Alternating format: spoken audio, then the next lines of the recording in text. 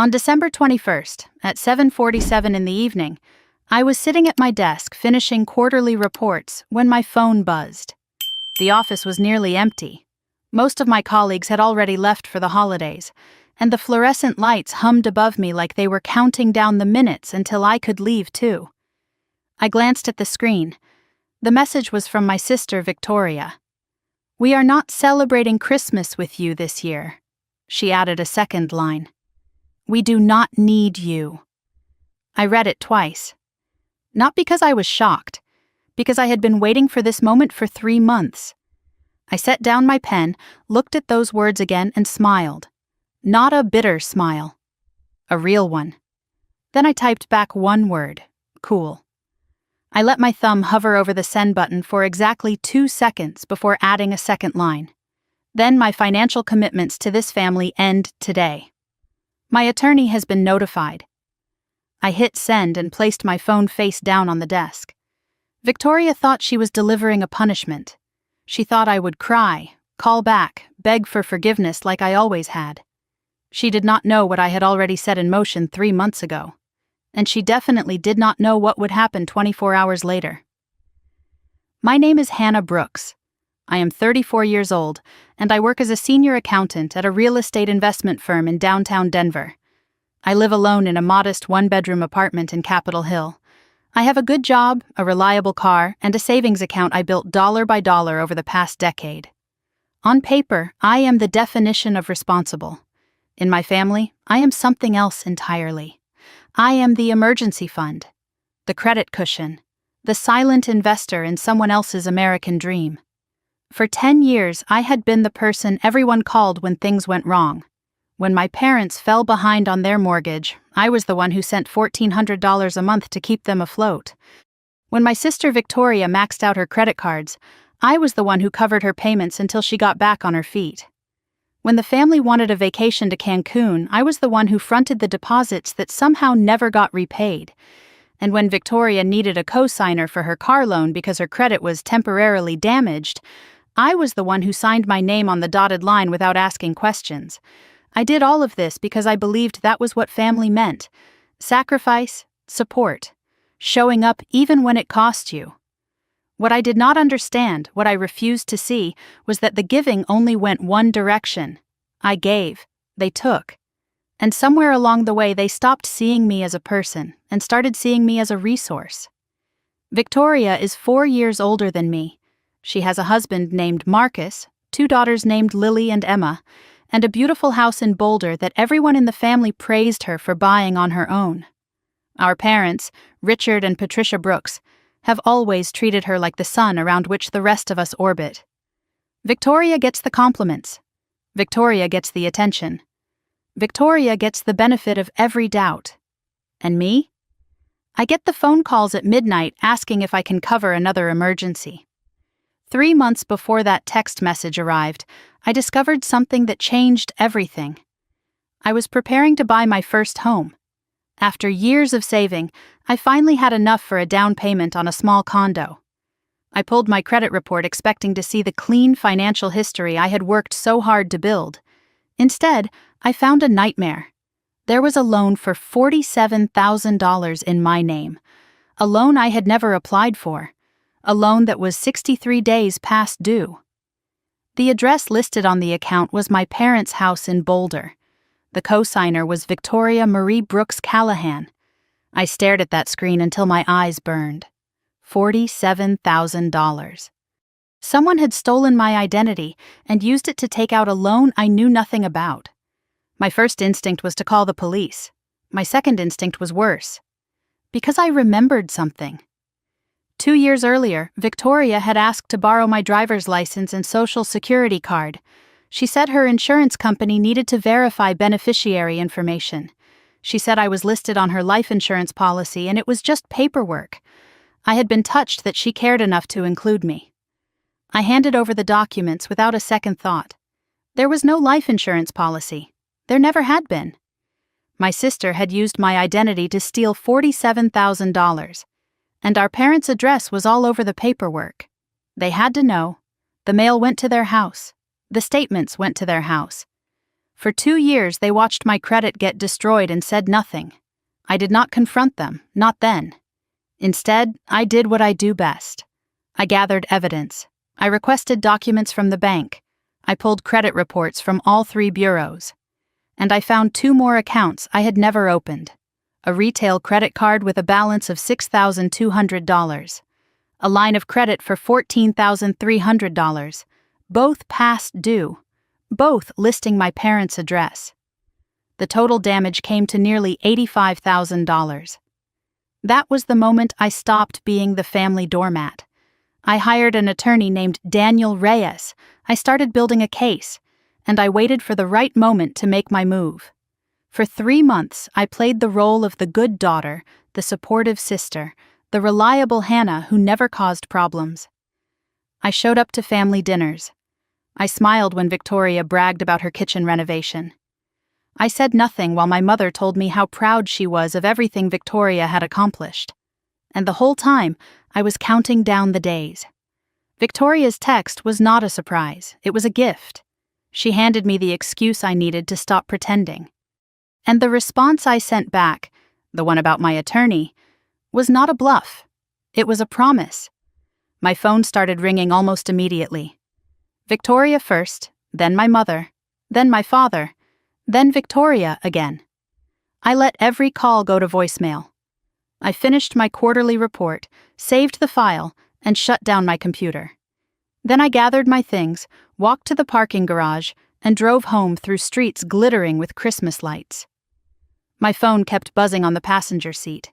I did not look at it once. By the time I got home, I had 23 missed calls and 47 text messages.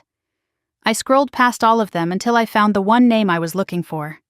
Daniel Reyes, attorney at law. He had sent me a message earlier that day. Everything is in place. Just say the word. I typed back 4 words. The word is given. Then I poured myself a glass of wine, sat down on my couch, and did something I had not done in years. I did not answer my family's calls. I did not apologize for existing. I did not beg for another chance to be tolerated. I just sat there in the quiet of my apartment, watching the snow fall outside my window, and waited for the chaos to begin. They thought they did not need me. They were about to find out exactly how wrong they were. To understand what happened next, you need to know what happened 3 months before that text message arrived. It all started with a dream. The most ordinary American dream there is. I wanted to buy my own home. September 15th was the day everything I believed about my family began to crack. I remember sitting at my small dining table after work, laptop open, a glass of water sweating beside me. The Denver evening was still warm, and I had the windows cracked to let in the breeze. I was excited. After years of saving, of budgeting every dollar, of saying no to vacations and new cars and all the things my sister seemed to acquire without effort, I was finally ready to make an offer on a condo in Highlands. Nothing fancy. Just a small place with good light and a view of the mountains. Something that was mine. The first step was pulling my credit report, standard procedure before applying for a mortgage. I expected to see a clean history. I had never missed a payment in my life. I had one credit card that I paid off every month. My student loans were long gone. My credit score should have been somewhere around 780, maybe higher. The page loaded. I looked at the number and felt my stomach drop. 612. That was impossible. I scrolled down looking for the error, the glitch, the explanation that would make this make sense. And then I found it. A personal loan. $47,000. Opened in October of 2022. Lender Mountain West Credit Union. Status 63 days past due. The address listed as my residence was 4847 Pinewood Drive, Boulder, Colorado. That was my parents' house. I had not lived there since I was 18 years old. I stared at the screen until my vision blurred. $47,000, a loan I never applied for. An address I had not called home in 16 years. My first thought was identity theft. Some stranger had stolen my information and taken out a loan in my name. It happened all the time. I would file a report, dispute the account, and everything would be fine. Then I looked at the cosigner field. Victoria Marie Callahan. My sister's married name. Right there on a loan I had never seen, never signed, never agreed to. The room seemed to tilt slightly. I put my hands flat on the table to steady myself. There had to be an explanation. Victoria would never do something like this. Not to me, not to her own sister. But even as I thought that, a memory surfaced. October 2022. 2 years earlier. Victoria had called me one evening, her voice unusually warm. She said she needed a tiny favor. Her insurance company required verification of beneficiary information. She told me I was listed on her life insurance policy, and they needed copies of my identification to confirm everything was legitimate. Just paperwork, she said. Nothing to worry about. I had been touched. Victoria rarely showed me that kind of consideration. The idea that she had named me as a beneficiary on her life insurance policy made me feel for once like she actually cared, like I mattered to her beyond what I could provide. I drove to her house that weekend and handed her my driver's license and social security card. She made copies while I played with Lily in the living room. A week later, I forgot all about it. There was no life insurance policy. I understood that now, sitting at my kitchen table with a credit report that proved my sister had forged my signature. She had not borrowed my identity for paperwork. She had borrowed it to steal $47,000. I did not cry. I did not scream. I just sat there, feeling something cold settle into my chest. The death of trust is a quiet thing. It does not announce itself with thunder or tears. It just slips away, leaving a hollow space where belief used to live. The next morning, I called Mountain West Credit Union. I kept my voice steady as I explained that I had not opened this account and needed documentation. The representative was polite, apologetic, clearly trained to handle situations like this.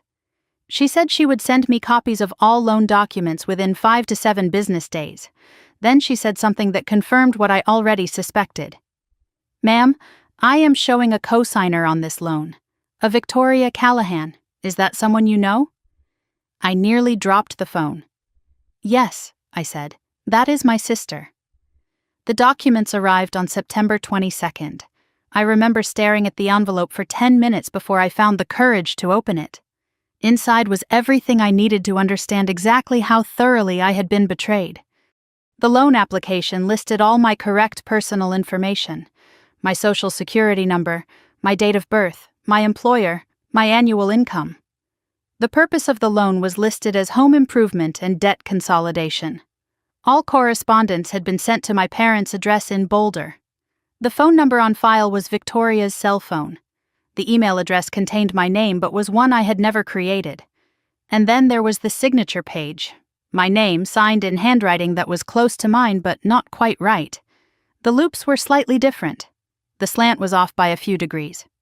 A good forgery, but still a forgery. I held it up next to my actual signature on my driver's license. Anyone looking closely could see the difference. Victoria had not just stolen my identity. She had created a shadow version of me, one that lived at our parents' house and apparently needed $47,000 for home improvements. Home improvements for a house I did not own. I photographed every page. I created a digital backup on a secure cloud drive. And then I did something that surprised even me. I did not call Victoria. I did not demand an explanation. I did not give her the chance to lie to my face. Instead, I requested credit reports from all 3 bureaus: Equifax, Experian, TransUnion. If there was one fraudulent account, there could be more. And I needed to know the full extent of what had been done to me before I made any decisions. 2 days later, I found the second account. A retail credit card from JCPenney. Credit limit $8,000. Opened in March of 2023. Current balance $6,200. Payment status 90 days past due.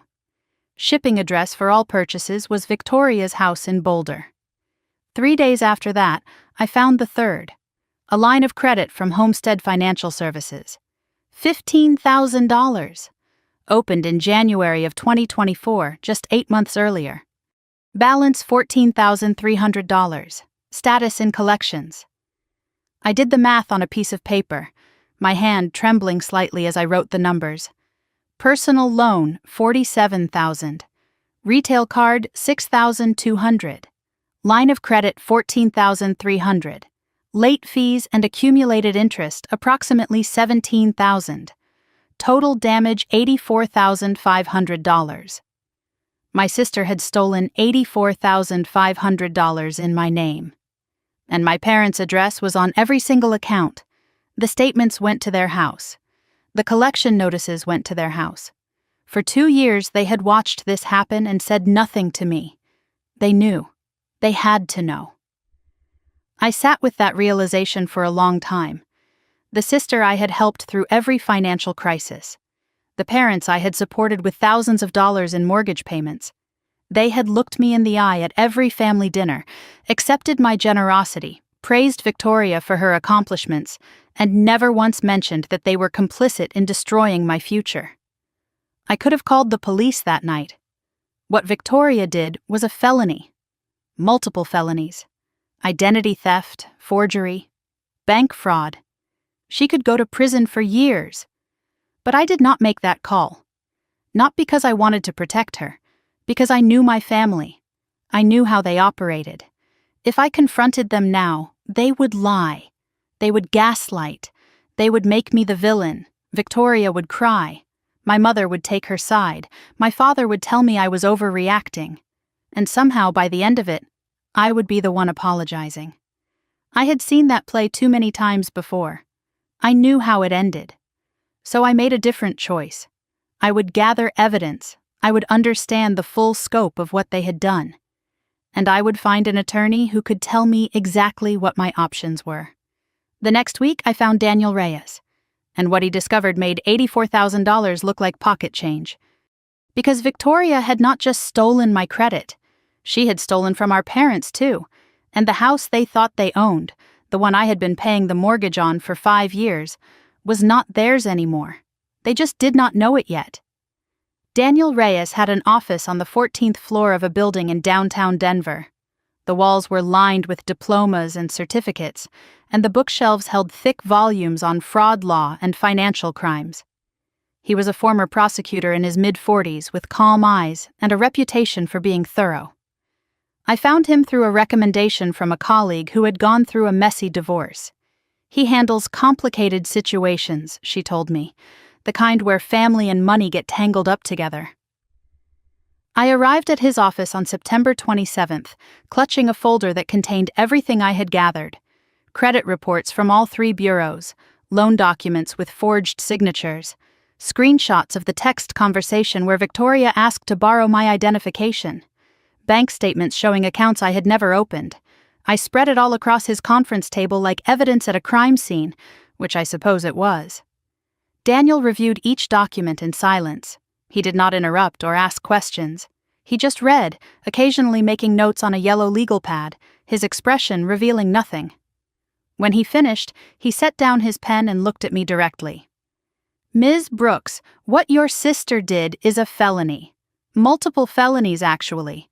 Identity theft, forgery, bank fraud. You could press charges today, and she would likely be arrested within 48 hours. I had expected him to say that. I had even rehearsed how I would respond, but hearing the words out loud made my chest tighten.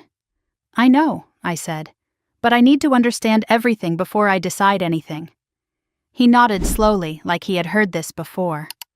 "That is actually the smarter approach," he said. "Let me walk you through your options." He explained that I had 4 possible paths. The first was criminal prosecution. I could file a police report, and Victoria would face identity theft and fraud charges. Depending on the total amount, she could be looking at 5 to 15 years in prison. My credit would be cleared through fraud affidavits, and I would be legally recognized as a victim. The downside was obvious. My sister would go to prison. My nieces would lose their mother. The family would be destroyed in the most public way possible. The second option was a civil lawsuit. I could sue Victoria for the full amount of the fraudulent debt plus damages. This would force her to acknowledge what she had done, and potentially result in a judgment against her. The problem was that civil cases were expensive and slow, and if Victoria had no assets to seize, I might win the judgment and never see a dollar. The third option was a negotiated settlement.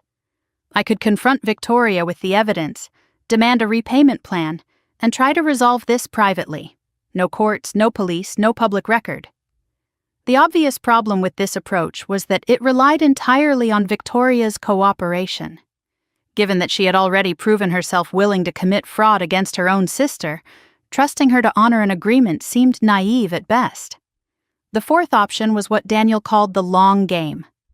Gather more evidence before making any move. Understand the full scope of the fraud. Build an airtight case.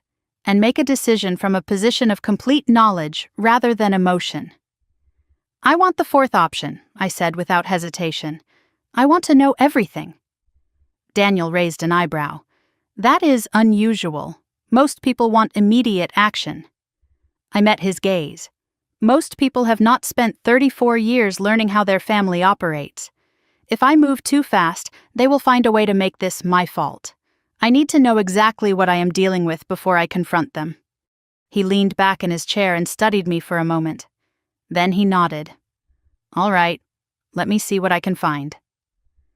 Over the next 2 weeks, Daniel conducted an investigation that I could not have done on my own. He requested additional bank records. He traced the flow of money from each fraudulent account, and what he discovered was worse than I had imagined. The $47,000 loan from Mountain West Credit Union had been disbursed in 3 separate transactions. $23,000 went directly into Victoria's personal checking account.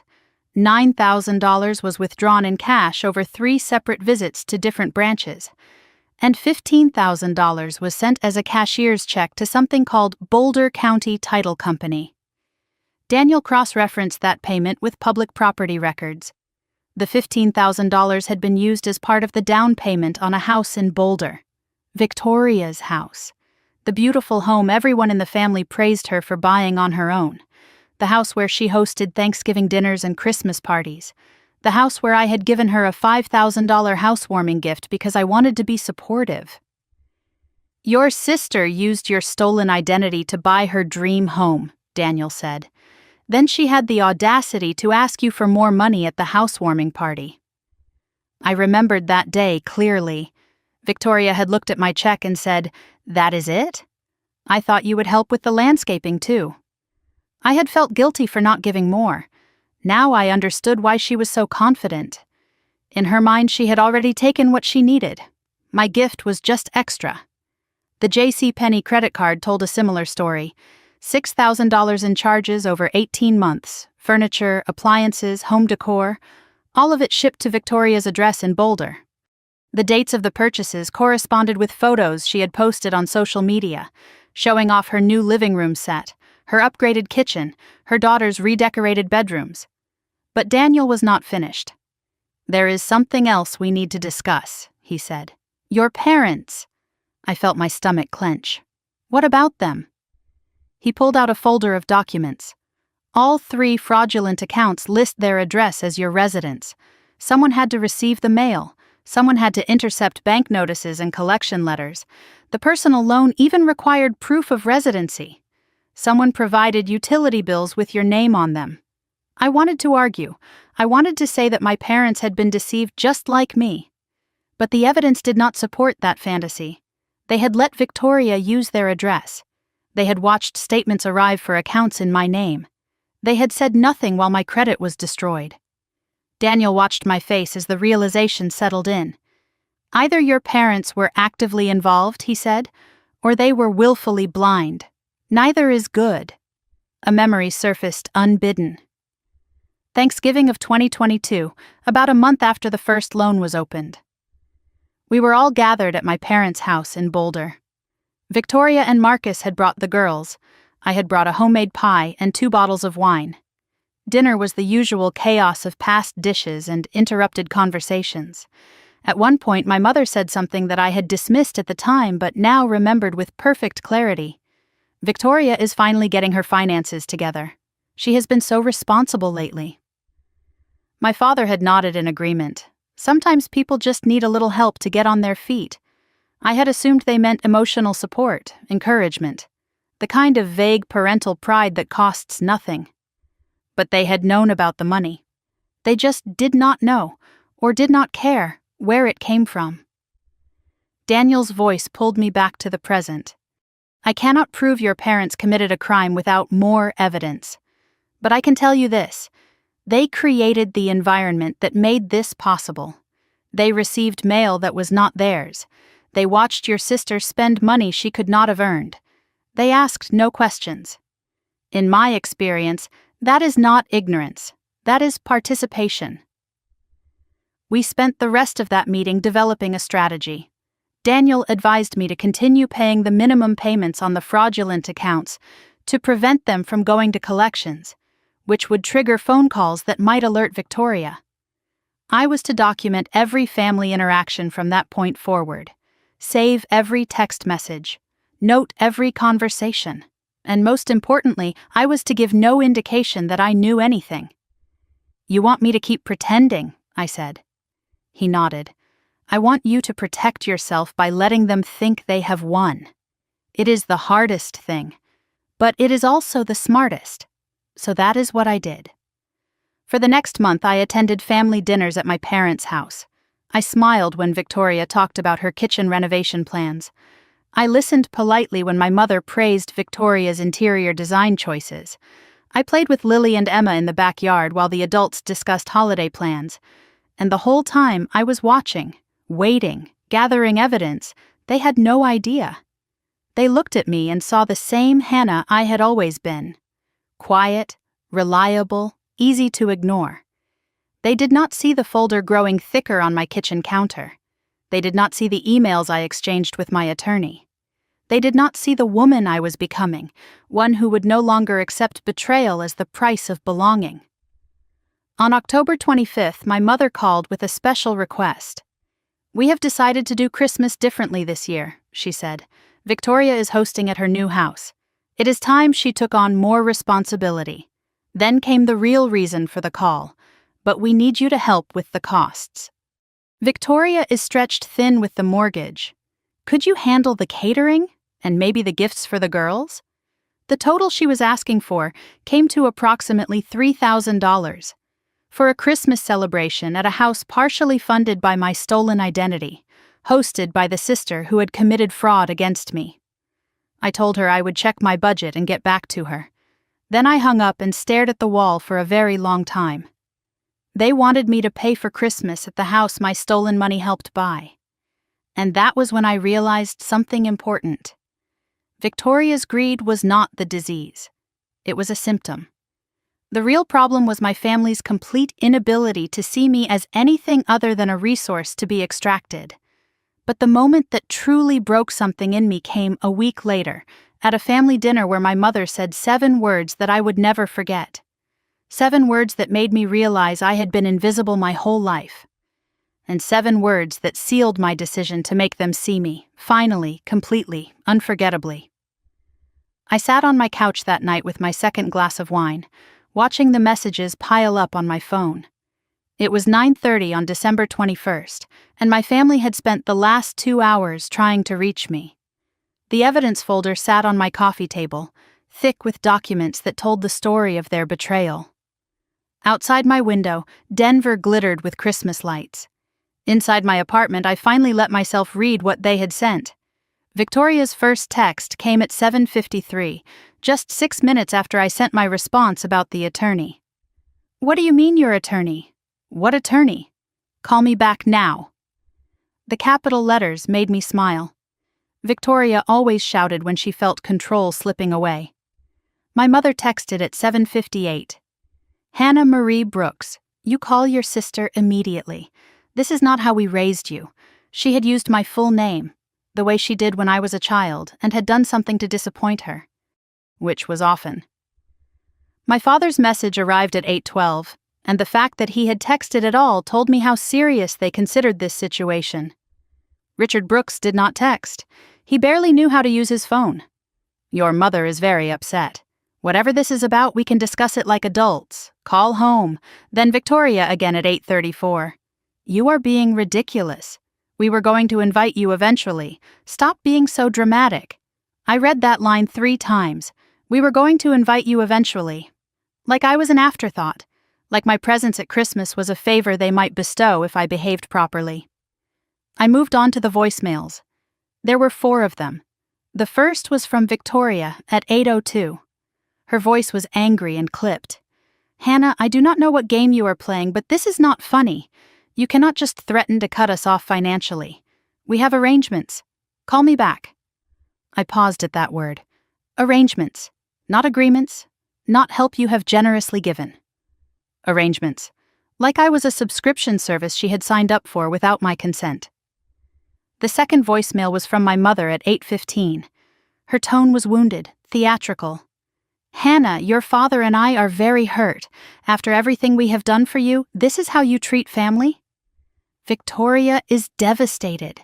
She was so looking forward to hosting Christmas. Please do not ruin this for everyone. I listened to it twice, searching for a single specific thing they had done for me. I could not name one. The third was Victoria again at 8:47. Her voice had changed, gone softer, more calculated. "Look, I am sorry if the text came out wrong. I was stressed about the party planning. Of course we want you there. Can we just talk, please?" The apology that was not an apology. Sorry if it came out wrong. Not sorry for what I said. Never that. The fourth voicemail was from my father at 9:15. His tone was stern, patriarchal, the voice he used when he wanted to end a discussion. "Hannah, your mother has a headache from all this stress. Whatever point you are trying to make, you have made it. Now be reasonable and call us back so we can sort this out before Christmas. Be reasonable." Those 2 words had been used to silence me my entire life. I set the phone down and closed my eyes. The voicemails were nothing new. I had heard versions of them for 34 years. But there was one moment that changed everything. One sentence that finally made me see what I had been refusing to see. November 2nd, 7 weeks before Victoria's text. A family dinner at my parents' house in Boulder. Everyone was there that night. My father Richard at the head of the table. My mother Patricia orchestrating the conversation.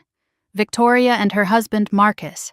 Their daughters Lily and Emma, 7 and 5 years old, fidgeting in their seats. And me, sitting in my usual spot near the kitchen, ready to jump up whenever something needed fetching. Dinner followed the familiar pattern. Victoria dominated the conversation. She talked about her house renovations. She bragged about the girls' achievements at school. She mentioned that Marcus had received a promotion at work.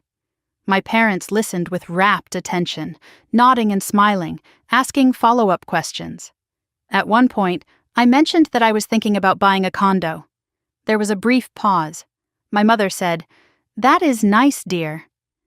Then she turned back to Victoria and asked about her plans for the kitchen backsplash. After dinner, I helped my mother clean up. This was also familiar.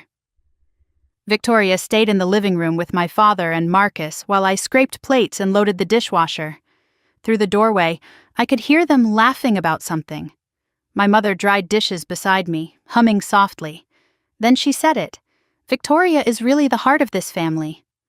I kept washing, my hands submerged in soapy water. She has always been special. You understand, do you not, Hannah?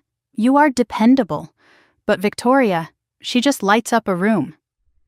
I waited for her to add something about me, some acknowledgement that I had value beyond being dependable, but she just kept drying dishes, content with what she had said. Then came the 7 words. "We are so lucky to have her. Not we are so lucky to have you both.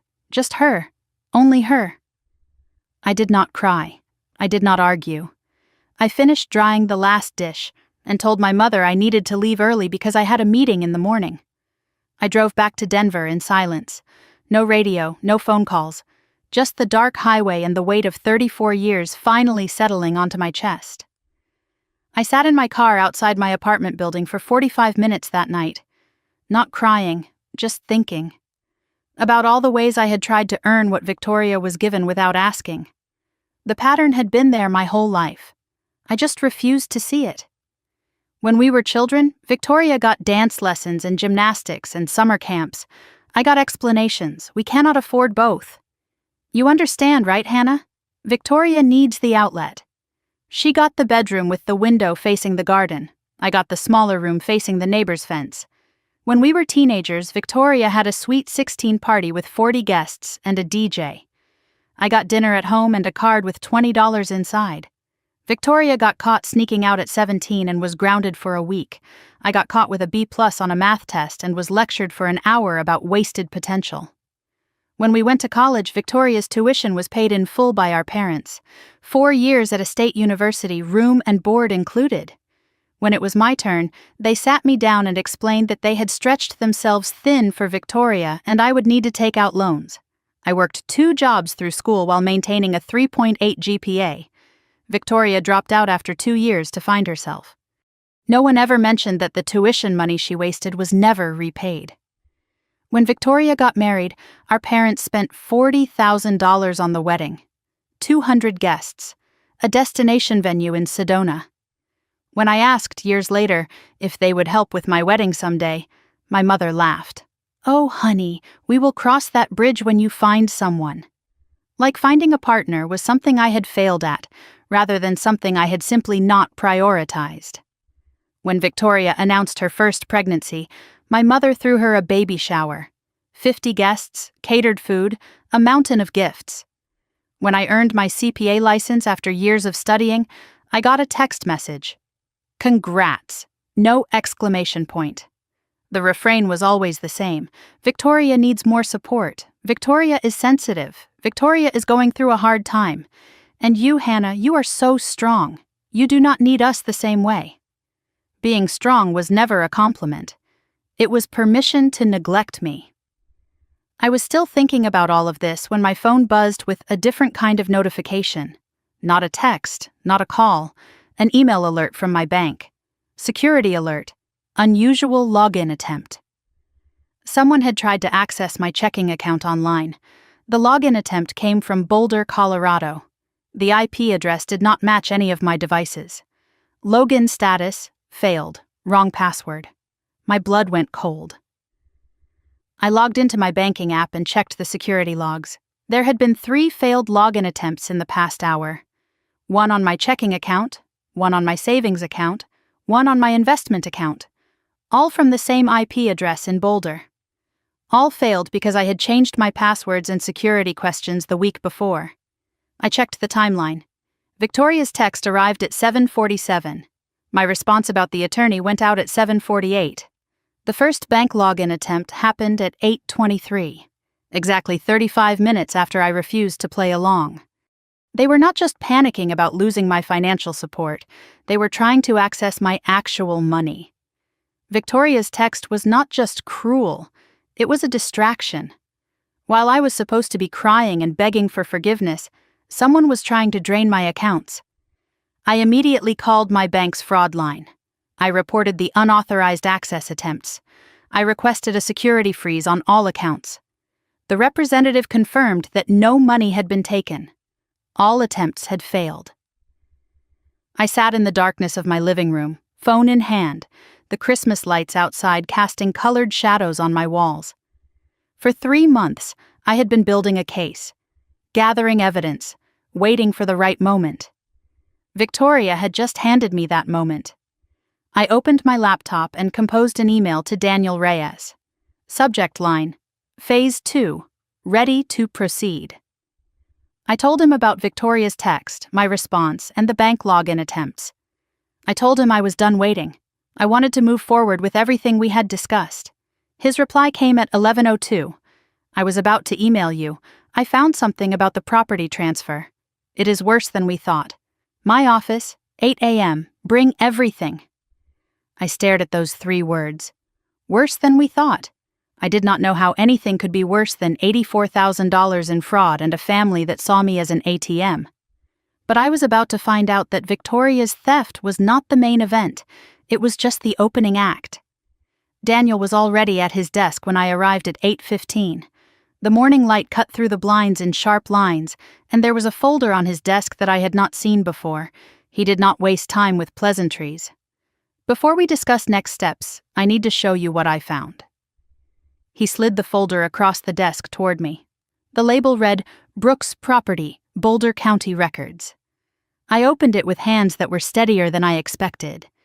Inside were printouts of property records, mortgage documents, and something that looked like a title transfer agreement. "Your parents' house," Daniel said. "The one at 4847 Pinewood Drive. The one you have been paying the mortgage on for 5 years."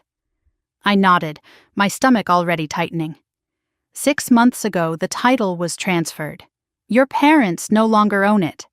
I looked up at him. What? To who? To Victoria Marie Brooks Callahan. The words did not register at first. I stared at the document in front of me, seeing my sister's name on a property transfer agreement dated June 15th. The house I had been paying for, the house I sent $1,400 to every single month. It belonged to Victoria now. "That is impossible," I said. "I would have known." "The mortgage payments." Daniel's voice was gentle but firm. "The mortgage payments you have been sending to your parents for 5 years. $72,000 total. They never went to the bank, Hannah. Your parents kept the money. Victoria refinanced the house in her name 6 months ago and paid off the remaining balance."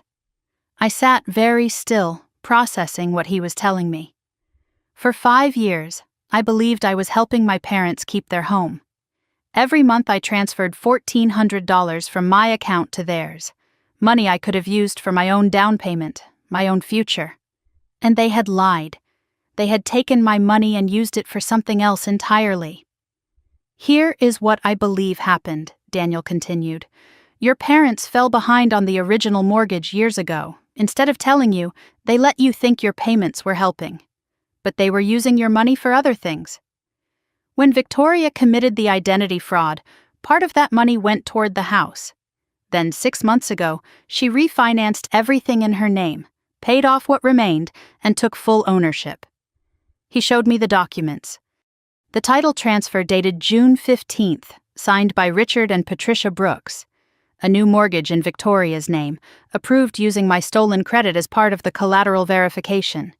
The property was now valued at $680,000. So for 5 years, I thought I was helping my parents keep their home. Yes. And they were lying to me the entire time. Yes.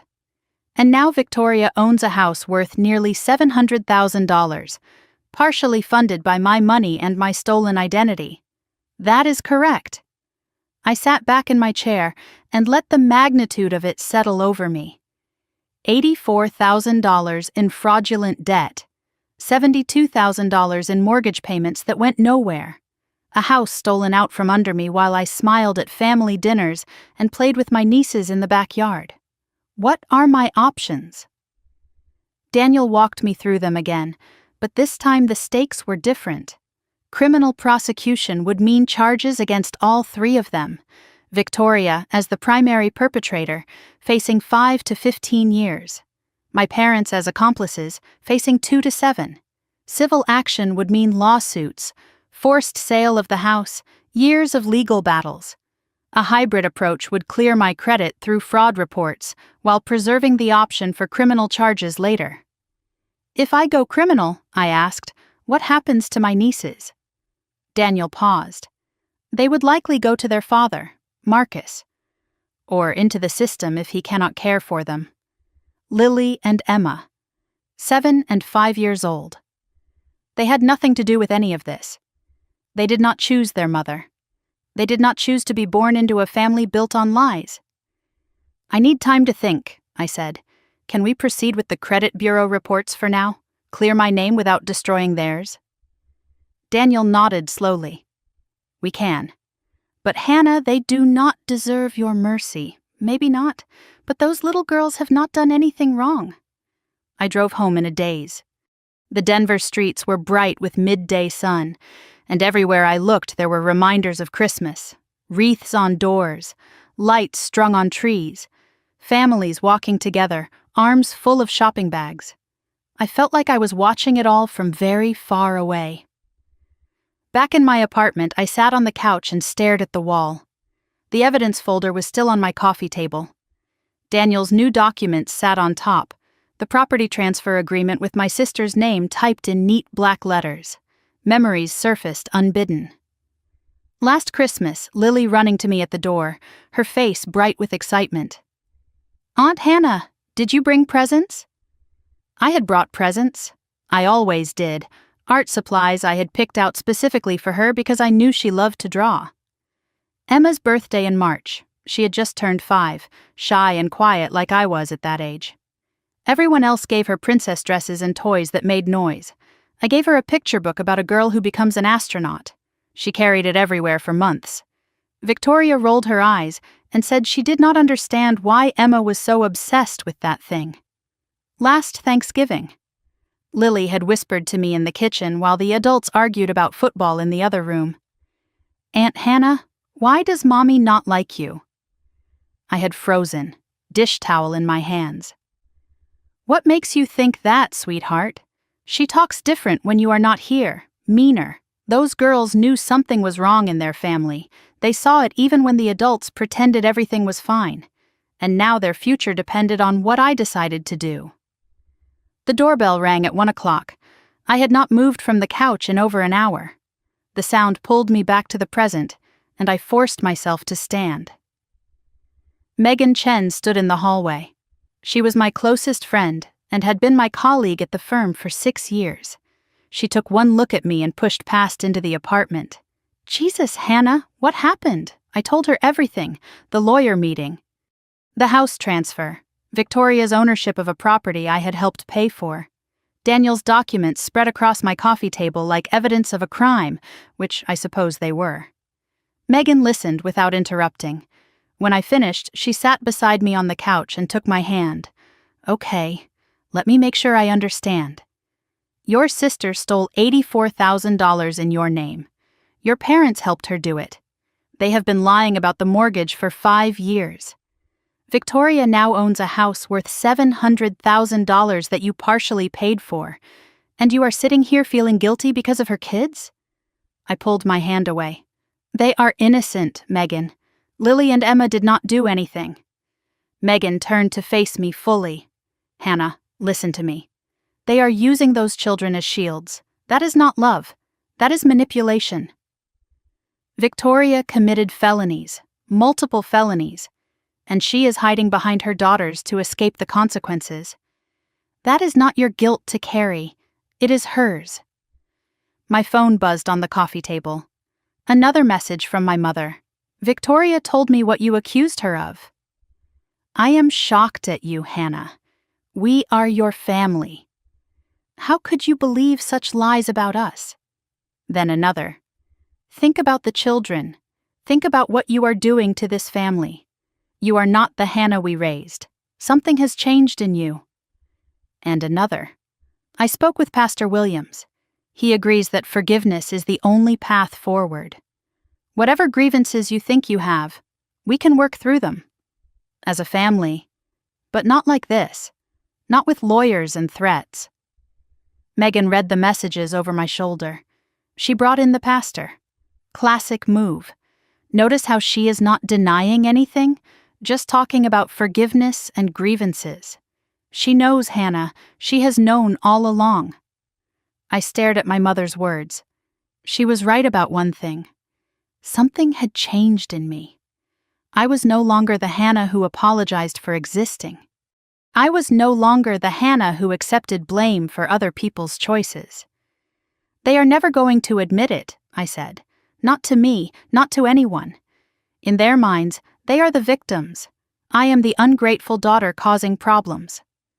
So what are you going to do? I do not know yet, but I am done feeling guilty for their choices. My phone rang at 3:45. The caller ID made me freeze. Dad. My father had not called me directly in almost 3 years. Everything always went through my mother. Always. That is unusual, Megan said. Dad never calls me. Maybe you should answer. See what new angle they are trying. I picked up.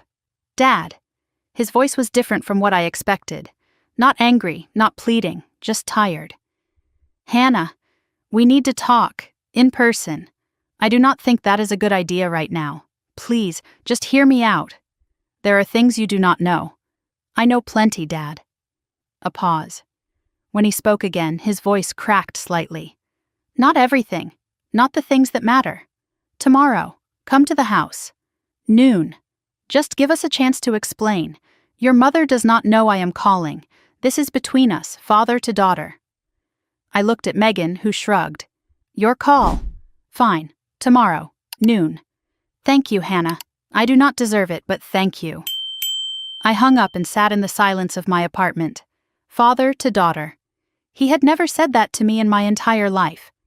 "You think it is a trap?" Megan asked. "With this family? Always.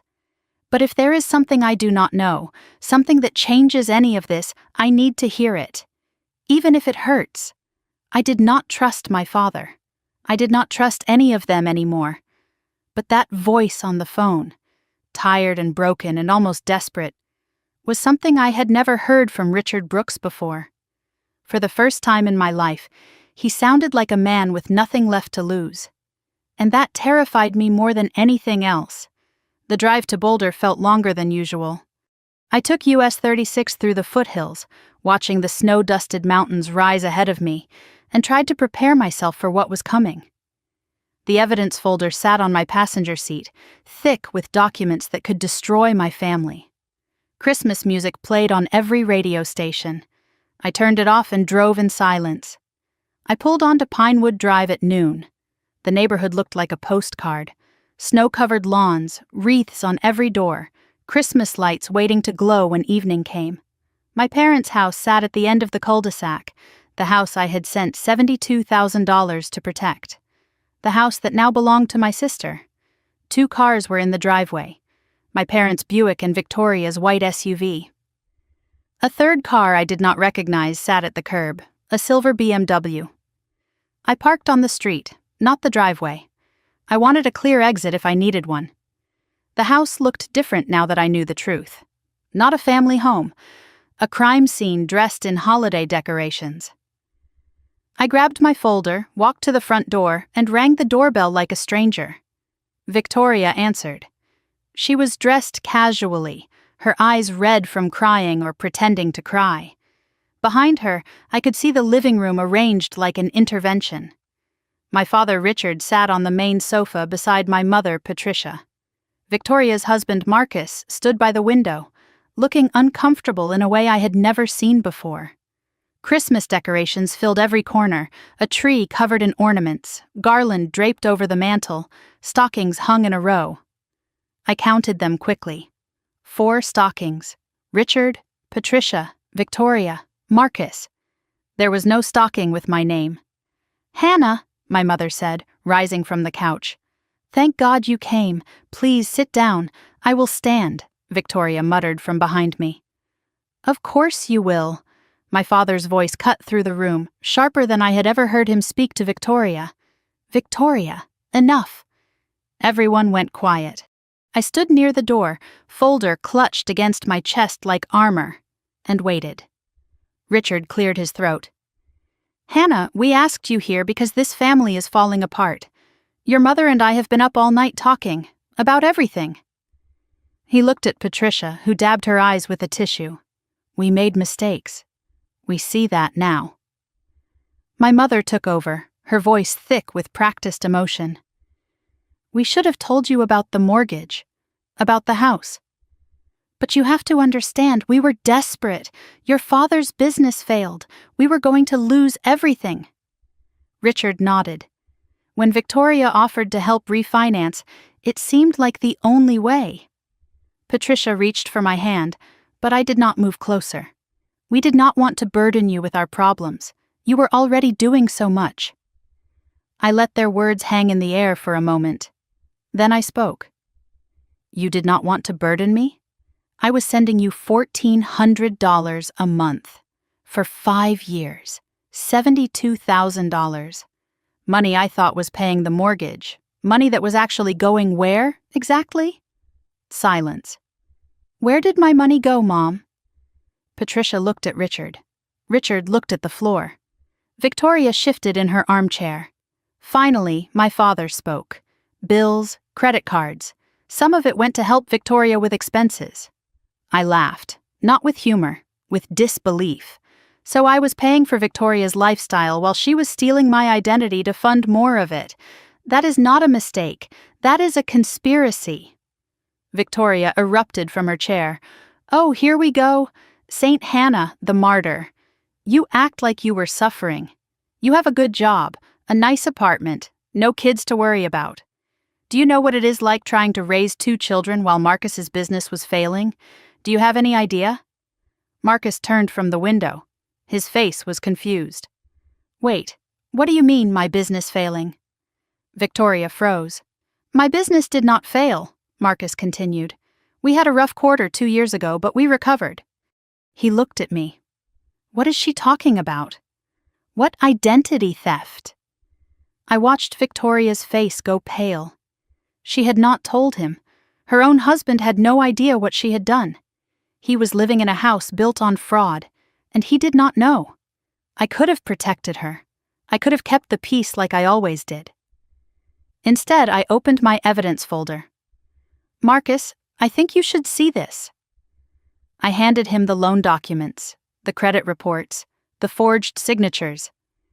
He took them slowly, like he was afraid of what he might find. The room was silent except for the rustle of pages. Marcus read through the documents, his face growing paler with each one. When he finished, he looked at Victoria. "What is this?" Victoria's voice trembled. "Marcus, I can explain. $47,000? In her name?" He held up the loan document. "You told me the down payment came from your grandmother's inheritance." Victoria said nothing. There was no inheritance, was there? The silence was her answer. Marcus set the documents down on the coffee table. His hands were shaking. "The house. Our house in Boulder. You told me your parents gifted us the down payment from selling their old car and some savings." "They did help," Victoria started, "but the rest came from stolen money, from your sister's identity." He looked at me. "How much?" "The loan was $47,000. $15,000 went directly to the down payment." Marcus stared at the Christmas tree for a long moment. "We are living in a house funded by fraud." Victoria started crying. Real tears this time, ugly and desperate. "I was going to pay it back. I was going to fix everything." "When, Victoria?" Marcus's voice was hollow. "When were you going to tell me our entire life is built on a lie?" He stood up, looked around the room at each of us in turn, and walked toward the door. "I need air. I need to think." He left without looking back. The front door closed behind him with a soft click that felt louder than a slam. Victoria crumpled in her chair, face in her hands. My mother immediately went to her side. "Sweetheart, it is okay. We will fix this. Not a word to me, not a glance in my direction." Even now, with everything exposed, Patricia's first instinct was to comfort the daughter who had stolen from me. I watched them for a moment. The pattern, crystal clear, one final time. 5 years, I said. $72,000. And not one of you thought I deserved the truth. My mother looked up, defensive. "We were trying to protect you." From what? From knowing my own family was stealing from me? It was not stealing. It was borrowing. Borrowing requires consent. And repayment. I gave neither. My father spoke then, his voice quiet and defeated. "Hannah, I am sorry. I know it does not change anything, but I am sorry. Your mother and I got in over our heads, and instead of asking for help the right way, we took the easy way." "That was wrong. I was wrong." Patricia glared at him. "Richard!" "No, Patricia. Enough. We did this. We need to own it." I gathered my folder and walked toward the door. Victoria looked up from her mother's arms. "Hannah, wait." I did not stop. My mother's voice followed me. "Look what you have done. You have destroyed your sister's marriage." I paused at the door. "No, Mom. Victoria destroyed her marriage when she forged my name. I just handed Marcus the matches." I reached for the handle. Patricia's voice cut through the room one more time. "Hannah, wait. There is something else you should know." I stopped, but did not turn around. "The house. Victoria's house. It is not just in her name. Your father co-signed the refinance. If you go after Victoria legally, you will destroy him too. His retirement, his credit, Everything. Is that what you want? To put your own father in financial ruin? I turned slowly and looked at my mother, then at my father. He would not meet my eyes. I will be in touch after Christmas. With my attorney.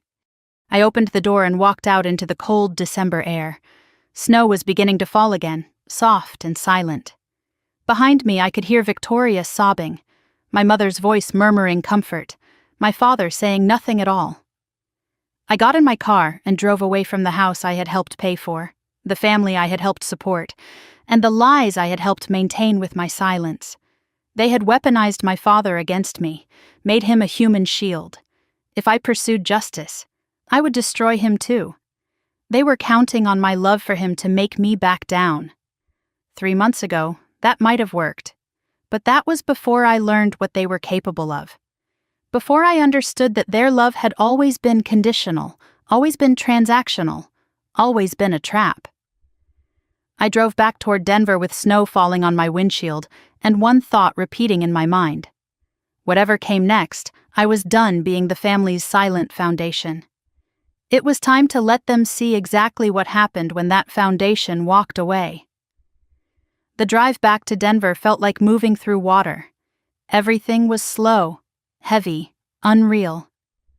The Rocky Mountains stretched ahead of me, indifferent to the chaos unfolding in my life, and I gripped the steering wheel until my knuckles turned white. My evidence folder sat on the passenger seat, thicker now than when I had arrived at my parents' house. But the weight I felt had nothing to do with paper. My mother's words echoed in my mind. Your father co-signed the refinance.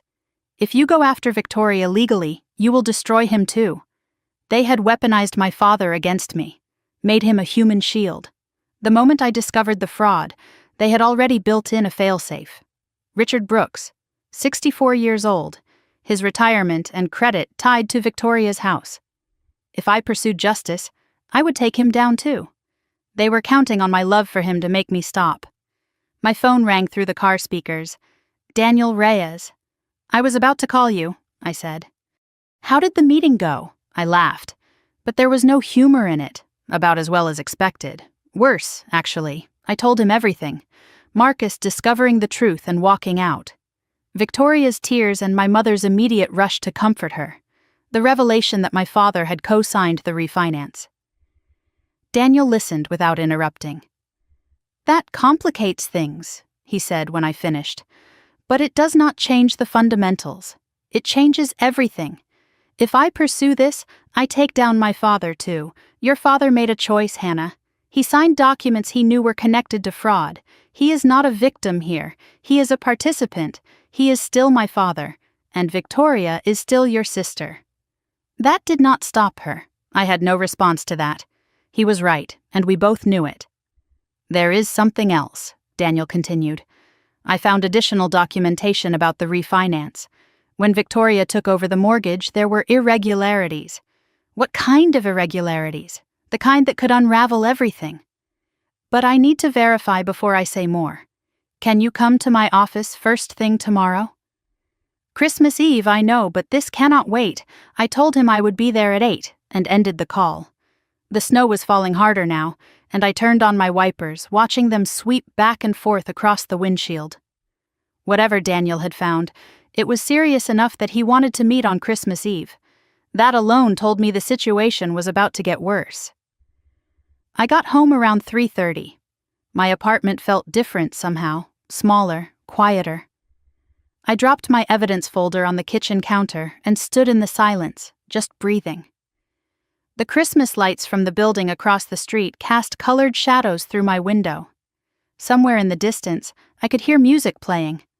I thought about my father, Richard Brooks, who taught me to ride a bike when I was 6, who stayed up late helping me with math homework in high school, who cried at my college graduation the only time I ever saw him emotional. That was the father I remembered. The father I wanted to believe still existed somewhere beneath the man who had signed fraudulent documents and let his wife orchestrate the theft of his daughter's identity. When did he become this person? When did he decide that protecting Victoria's lifestyle was worth sacrificing my future? Or had he always been this way, and I was just too desperate for his approval to see it? My phone rang at 5 o'clock. Victoria. I almost did not answer, but something made me pick up. Maybe curiosity, maybe the need for closure, maybe just masochism. Hannah, please do not hang up. Her voice was wrecked, hoarse from crying, all the polish and confidence stripped away. I said nothing. I waited. Marcus will not answer my calls. He took Lily and Emma to his mother's house. They will not even let me talk to my own kids. This is the worst day of my life. What do you want, Victoria? I want to fix this. I want to make it right. Tell me what I have to do. Tell me what you want. What I want is the last 10 years back. Can you give me that? Silence. Can you give me back my credit? My down payment for the house I wanted? The trust I had in my own family? Hannah, please. What I want is a sister who never stole from me in the first place. Can you give me that? More silence. Then, very quietly, she said something I never expected to hear. I was jealous of you. I waited. Let her continue. I have always been jealous. You were smarter, more capable. You did not need anyone. Mom and Dad gave me everything because I demanded it. But they respected you. I saw how Dad looked at you when you got your CPA, like you were the child he was actually proud of. I just wanted to win for once. I processed her words. The sister who had everything, who was praised constantly, who received $40,000 weddings and paid college tuition, was jealous of me. The irony was almost too much. You did not want to win, Victoria. You wanted me to lose. And you used Mom and Dad to make it happen. That is not jealousy. That is cruelty. I did not mean for it to go this far. The loan was supposed to be temporary. I was going to pay it back before you ever noticed. You opened 3 accounts over 2 years. That is not temporary, that is systematic. I got in deeper than I planned. Every time I thought I could get out, something else happened. Marcus's business hit a rough patch. The girls needed things. The house needed repairs. So every time you needed money, you did not ask me for help. You just took it. Asking would have meant admitting I was not doing as well as you. Do you know what it is like living in your shadow? Perfect Hannah with her perfect job and her perfect credit. I could not let you see that I was failing, so you stole from me instead. And let me think I was failing when I could not get a mortgage. You let me blame myself for your crime. Victoria was crying again. If you press charges, I will lose everything. My house, maybe my kids. Is that really what you want? To watch your nieces lose their mother? I want you to understand something, Victoria. The moment you forged my signature, you made a choice. Every consequence that follows is because of that choice, not mine. I ended the call and set my phone on the coffee table. I felt drained, empty. Victoria's confession should have given me some satisfaction. Instead, it just made everything sadder. My sister had spent her whole life competing with me for a prize I never knew existed. And in the end, she destroyed us both trying to win. At 6:30, my phone buzzed with a text from my father. Hannah, I need to tell you something. Your mother does not know I am writing this. A second message. I want you to know the truth, the whole truth. A third. The house situation is more complicated than what Patricia told you. A fourth. There is a reason I co-signed, and it was not to protect Victoria, it was to protect you. A fifth. Please let me explain, not in front of your mother, just us. I stared at those words. To protect you. Nothing about this situation had protected me. Every piece of it had been designed to take from me. But something in those words caught in my chest. I typed back, tomorrow. After I meet with my lawyer. We will talk. His response came immediately. Thank you, Hannah. I do not deserve it, but thank you. I made dinner that night without tasting it. Soup from a can. Something simple. My mind was churning with everything that had happened and everything still to come. 2 conversations tomorrow. Daniel at 8 in the morning. My father afterward. 2 chances to learn something that might change everything. Megan texted around 8. Heard anything from the family circus? I told her about Victoria's call, the jealousy confession. The children card played again. Classic, Megan replied. What about your parents? Dad says there is more to the story. Says he was trying to protect me. Protect you? That is a new angle. I do not believe him, but I need to hear what he has to say. Want me to come with you tomorrow? No, this is something I have to do alone. Before bed, I opened my laptop. I had been thinking about something since Daniel mentioned irregularities with the refinance. I searched for Colorado property records, Boulder County, and found the public database. I typed in the Pinewood Drive address and waited for the results to load. The record appeared. Property owner Victoria M. Callahan. I scrolled down to the mortgage information. Lender First Mountain Bank. Original loan date June 15th. And then I saw something that made my blood freeze. Listed under additional secured parties was a second lien. Lien holder Internal Revenue Service. Amount $89,000. Status active. The IRS had a lien on Victoria's house. $89,000 in back taxes. According to the filing date, the debt had been delinquent since before Victoria took ownership, which meant one thing: someone else's tax debt was attached to that property. I sat in the darkness of my apartment, laptop glowing in front of me, and understood with terrible clarity what had happened. Mom and Dad had not just transferred the house to escape their mortgage problems. They had transferred it to escape the IRS. And Victoria had inherited a ticking time bomb without knowing it. My sister was not just a thief. She was also a victim. And the people who had victimized her were the same people who had victimized me. Our parents. I barely slept. The IRS lien discovery kept replaying in my mind, and I spent half the night researching tax liens and property transfers. By the time my alarm went off at 6:30 on December 24th, I had a clearer picture of what my parents had done. But I needed Daniel to confirm it. Christmas Eve morning in Denver was quiet. Fresh snow had fallen overnight, and the city looked peaceful in a way that felt almost mocking. I made coffee, printed everything I had found the night before, and added it to my evidence folder. The stack of documents was now nearly 2 inches thick. Enough paper to destroy a family. I arrived at Daniel's office at 8:15. He was already there, coffee in hand, files spread across his desk. His expression when I walked in told me everything I needed to know. Whatever he had found was serious. Before we discuss next steps, I need to show you what I found last night. I set my printouts on his desk. IRS lien on the property, $89,000. Daniel nodded grimly. I know, I found the same thing. But there is more. He gestured for me to sit and opened a folder I had not seen before. Let us start from the beginning. Your parents' house, the original mortgage. They took out that loan in 2008. $320,000. By 2019, they had paid it down to about $210,000. That is when things went wrong.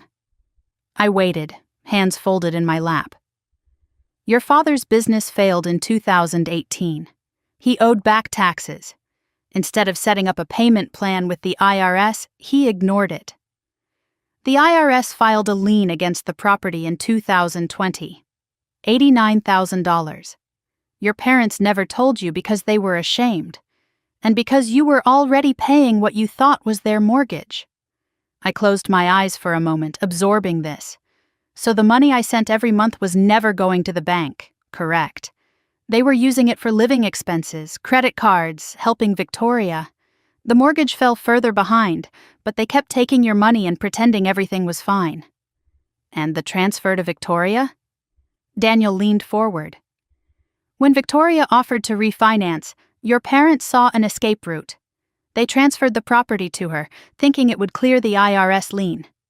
He paused. It did not. Federal tax liens survive property transfers. Victoria now owns a house with nearly $300,000 in combined debt. The mortgage she took on and the IRS lien she inherited without knowing it. She does not know about the tax part, I said. Daniel shook his head. Based on the documents, I do not believe she does. Your parents transferred their problem to her and let her think she was helping them. I sat with that for a moment. Victoria had committed fraud against me. She had stolen my identity and used it to build a life she could not afford.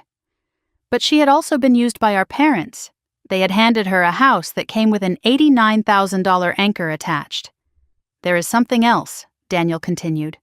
He pulled out another document. The original mortgage agreement from 2008, standard clause in almost every mortgage. The due on sale provision. I had read about this during my research the night before, but I wanted to hear him explain it. When your parents transferred the house to Victoria, they triggered this clause. It requires the original borrowers to notify the lender of any ownership change. If they do not, the bank can demand full repayment of the remaining balance immediately. Did they notify the bank? No, they hid the transfer. The bank does not know Victoria owns the house.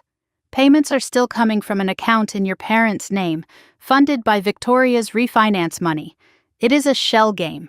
And if the bank finds out about the unauthorized transfer, they can call the entire loan due. $215,000, payable immediately. Add the IRS lien of $89,000. Total exposure is over $300,000. I processed the numbers. Who can tell the bank about the transfer? Daniel paused. Anyone with knowledge of it, including you. You have been making payments you believed were going to that mortgage. You have standing. So if I notify the bank about the unauthorized transfer, I said slowly, the bank could foreclose. Victoria loses the house. Yes, your parents would be on the hook for any deficiency, and the IRS would still pursue their lien against whoever has assets. That would destroy all of them. Yes, financially, at least. Victoria would lose everything. Your parents' retirement would be wiped out, and given the fraud involved in the original transfer, there could be criminal exposure too. I stared at the documents spread across Daniel's desk. 3 months ago, I had discovered that my sister stole $84,000 in my name. Now I was holding evidence of a conspiracy that went far deeper: tax evasion, mortgage fraud, a due-on-sale violation that gave me the nuclear option. I do not want to destroy them, I said finally. I just want what is mine. Daniel nodded. Then we use this as leverage, not as a weapon. We draft a letter outlining what you know and what you are prepared to do. We give them a chance to make this right before you pull the trigger. He opened his laptop. What do you want, Hannah? Specifically. I thought for a moment, then spoke. I want the $84,000 in fraudulent debt removed from my name, completely. I want the $72,000 I paid toward the mortgage repaid. I want a formal acknowledgement of what they did, in writing, and I want them out of my financial life forever, Daniel typed as I spoke. We will make this formal, clear, undeniable. The letter took shape over the next hour. Paragraph by paragraph, Daniel built a document that laid out everything. The identity theft, with dates and amounts. The mortgage fraud and where my payments actually went. The due-on-sale violation and its implications. The IRS lien and who was truly responsible. And finally my demands. Complete removal of my name from all fraudulent accounts. Repayment of $72,000 in mortgage payments. Written acknowledgement of wrongdoing. No further contact regarding financial matters. Deadline, December 31st. If they failed to comply, I would notify First Mountain Bank about the unauthorized property transfer. I would file a criminal fraud complaint, and I would pursue a civil lawsuit for damages. Daniel printed 3 copies of the letter, one for Victoria, one for my parents, one for my records. How do you want to deliver this? He asked. Certified mail takes days. I will deliver it myself. Today. He raised an eyebrow. On Christmas Eve? They wanted a family Christmas. They will get one. I gathered the documents and stood. He walked me to the door. After I deliver these, I am meeting my father. Alone. He said he wanted to tell me something, that he was trying to protect me. Are you sure that is wise? He said there is more to the story. I need to know if there is anything left worth saving. And if there is not? Then at least I will know I gave him the chance to be honest. I drove toward Boulder with the evidence packets on my passenger seat. Christmas music played on every station, unavoidable now. I did not turn it off. I let Silent Night fill the car while I drove toward the final confrontation. My phone rang somewhere past Broomfield. Victoria. I answered. Hannah, do not come here. I am already on my way. Something has happened. Her voice was different. Not crying, not pleading, scared. Marcus called. He found the IRS documents in my filing cabinet. He is talking about lawyers, about fraud charges, about taking the girls permanently. Hannah, please, if you do whatever you are planning, I will lose everything. I pulled off the highway at a rest stop. Victoria, I am not the one who did this to you. What? The IRS lien, $89,000. It was theirs, Mom and Dad's. Now it is yours. You did not just buy their house, you bought their debt. Silence on the other end. Then, very quietly. What? The IRS lien for $89,000. It was filed against the property in 2020, before you took ownership. Federal tax liens survive property transfers. When Mom and Dad signed the house over to you, that debt came with it. Another long silence. They told me the house was clean. They promised. They lied to both of us. The only difference is, I found out first. A sound came through the phone that might have been a laugh or a sob. I could not tell. Victoria, I am coming to deliver something. A letter from my attorney. It outlines everything I know and everything I could do. You have until December 31st to respond. But before you make any decisions, you should know something. Dad wants to meet with me alone. He says there is more to the story. I am giving him one chance to tell me the truth. Hannah, wait. But I had already ended the call. I sat in the parking lot with the engine running and snow falling on my windshield. In 2 hours I would face my father with evidence of his betrayal in my hands. In 2 hours I would find out if anything he had ever told me was true. But first I had a letter to deliver. Merry Christmas, Victoria. I pulled onto Pinewood Drive at 2 o'clock. The neighborhood was picture perfect. Snow-dusted lawns, wreaths on doors, Christmas lights waiting for evening. Victoria's white SUV sat alone in the driveway. My parents' Buick was gone. The house looked different now that I knew everything. Not a family home, a crime scene dressed in holiday decorations, $680,000 on paper, $300,000 in debt underneath, and my sister inside, waiting to learn that the life she had stolen was built on quicksand. I parked on the street and grabbed the evidence packet from the passenger seat. Daniel's letter sat on top, crisp and official on his letterhead. I walked to the front door and rang the bell. Victoria answered after a long moment.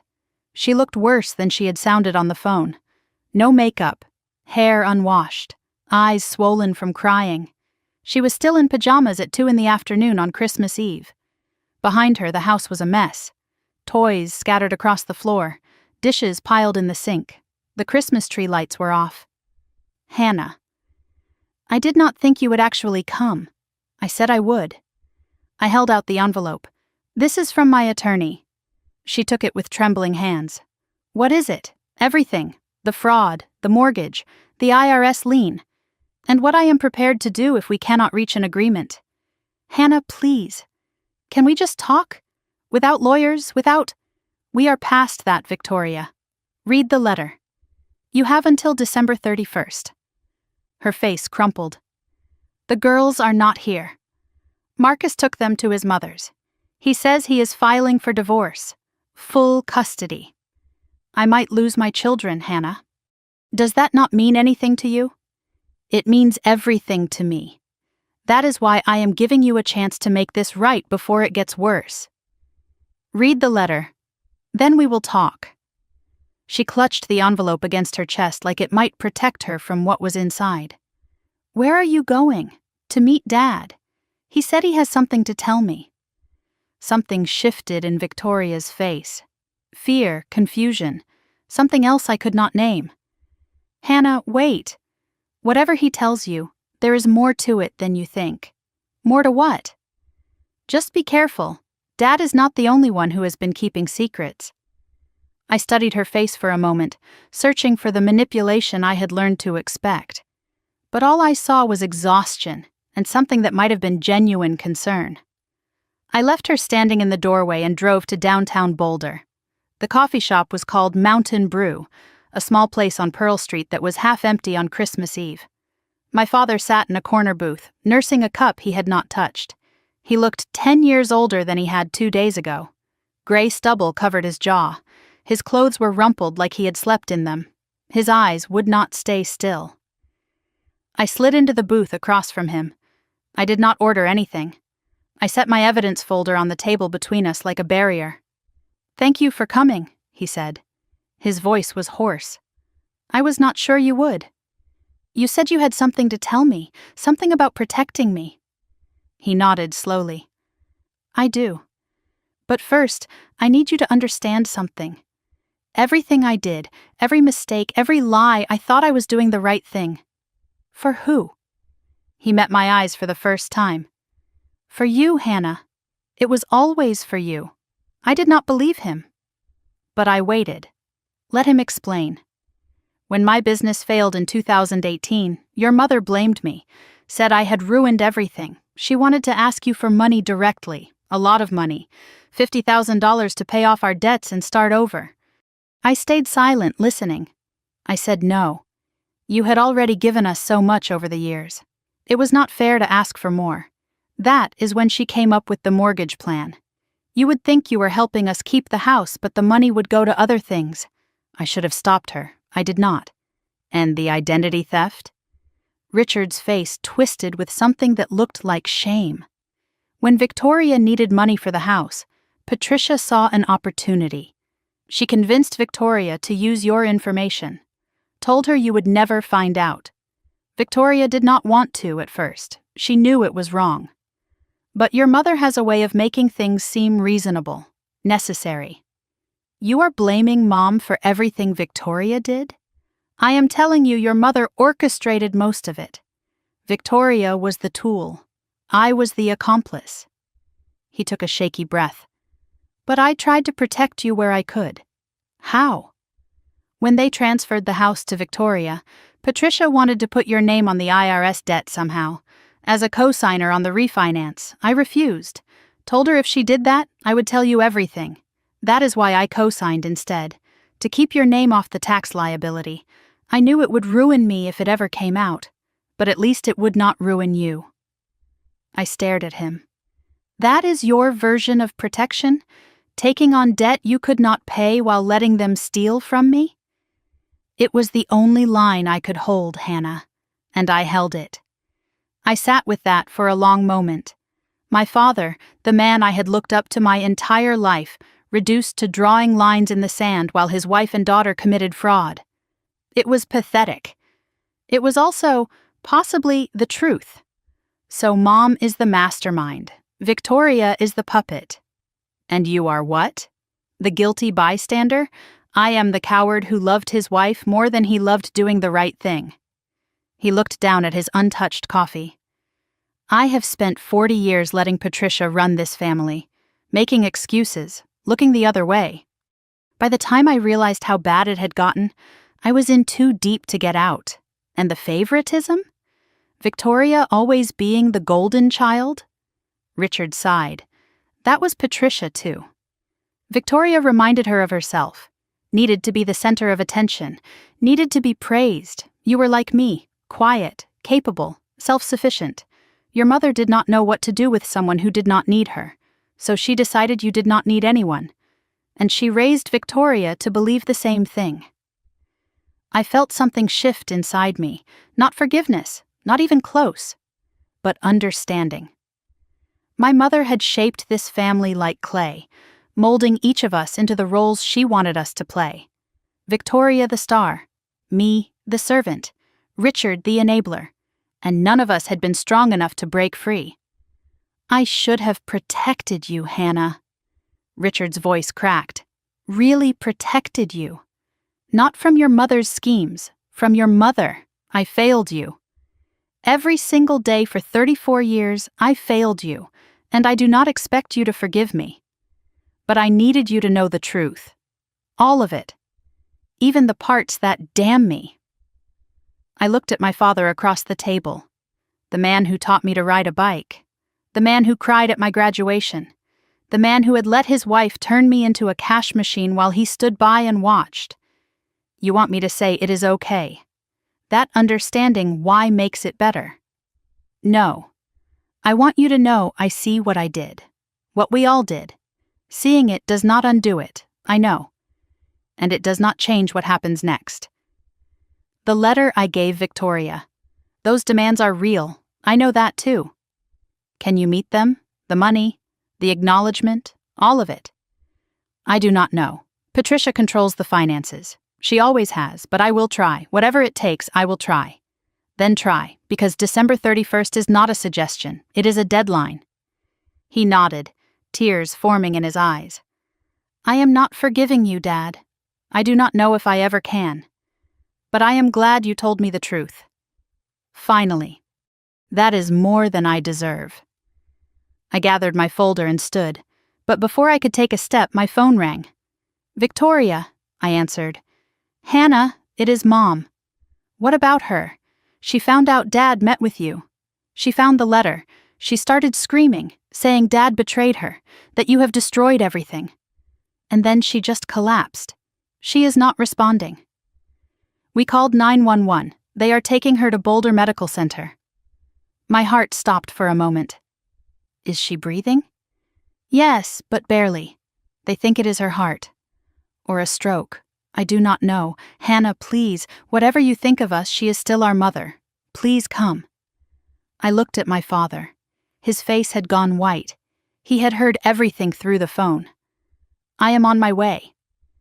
I drove to the hospital not knowing if my mother would live or die, not knowing if I wanted her to, and hating myself for not knowing the answer. But one thing was certain. Whatever happened next, nothing would ever be the same. The Brooks family was broken, and I was not sure any of us had the pieces left to put it back together. Boulder Medical Center sat at the edge of town, its windows glowing against the darkening Christmas Eve sky. I rushed through the automatic doors at 5:15, the smell of antiseptic and fear hitting me immediately. The lobby was decorated for the holidays. A small Christmas tree stood by the reception desk, tinsel catching the harsh fluorescent light. It felt grotesque. Wrong. I found the information desk. Patricia Brooks.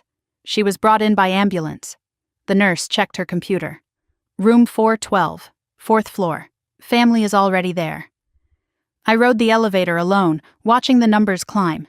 2, 3, 4. The doors opened to a quiet corridor. Victoria was waiting by the elevator, her face streaked with tears. She is stable, Victoria said before I could ask. It was not a heart attack.